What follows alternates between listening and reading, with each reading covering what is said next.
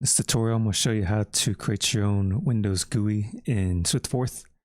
I've got a simple demo that just shows how to use this GUI program in SwiftForth.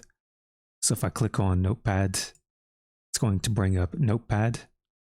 And if I click on Calculator, it's going to bring up the calculator.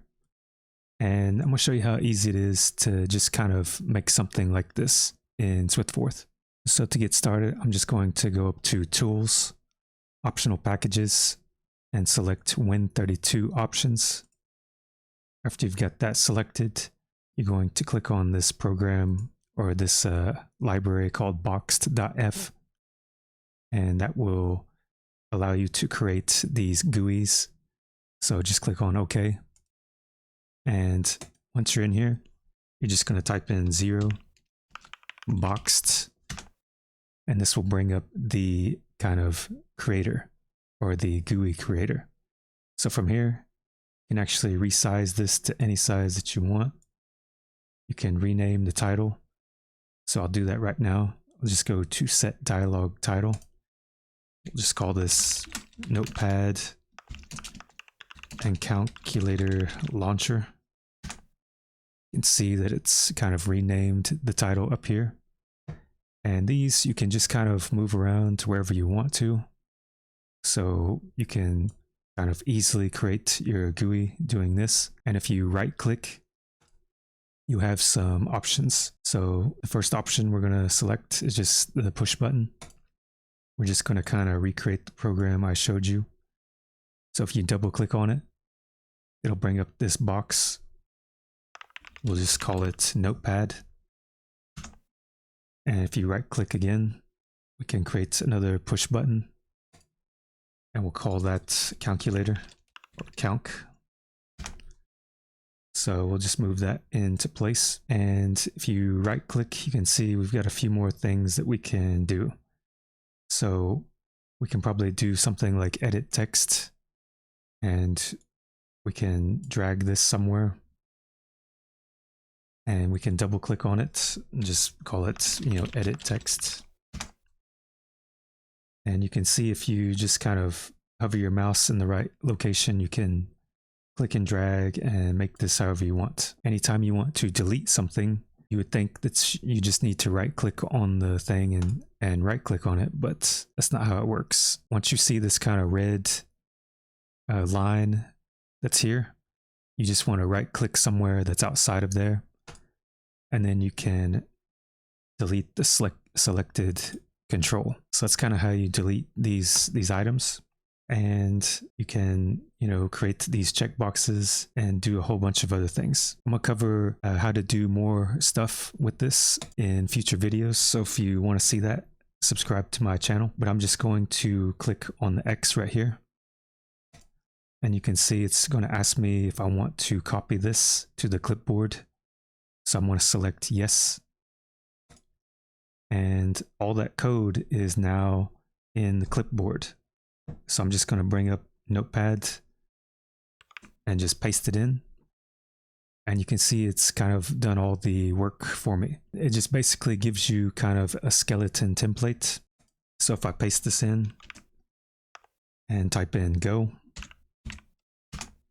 you can see that it's just a skeleton template. And these buttons don't do anything yet, so we have to program that. But the OK and cancel will exit out of the program. So if I hit OK, it will exit out. So if I come back up here, show you how to program this. And to get started programming, you want to keep track of these IDs. So in this case, the notepad is assigned to an ID of 100. And the calculator push button is assigned an ID of 101. So what you're going to do is come down here and just type in 100 run, and you'll do the same for the other control, which is going to be the 101, so the calculator button. And you're going to put your programming inside of these boxes or inside of this. So I can just type in notepad shell, and that will open up the notepad. And this is kind of where you put command line arguments. So I could put something like, cmd echo and just whatever I want to. So there's a whole bunch of command line arguments you can put in here. You can do cmd /c /k will kind of run it and keep the window open. So that's a handy one to use. But I'm just going to use a notepad for this example. And we'll use calc on that one.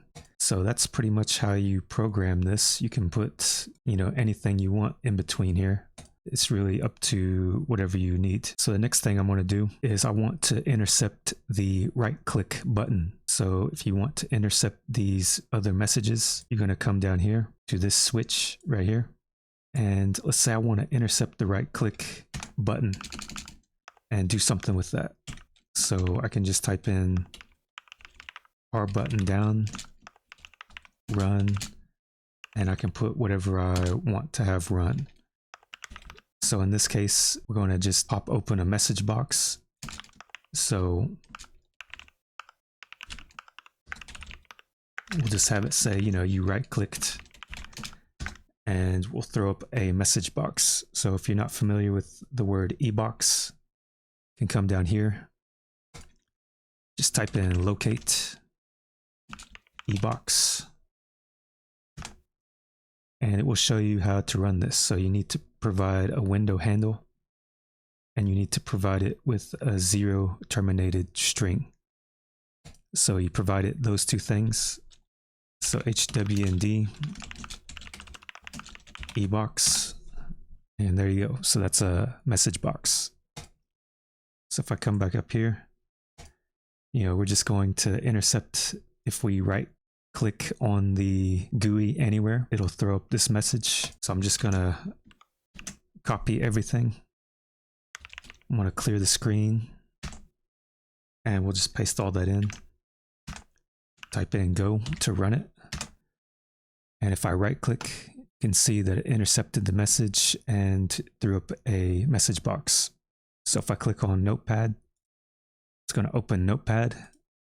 And if I click on Calculator, it's going to open up the calculator. So that's just kind of a quick tutorial on how to create these simple GUIs. I'll cover some more advanced things in future videos, so I'll be referring back to this. I just wanted to kind of give a basic hello world kind of example of how to do this. So if you like this video, like, subscribe, and let me know what you think.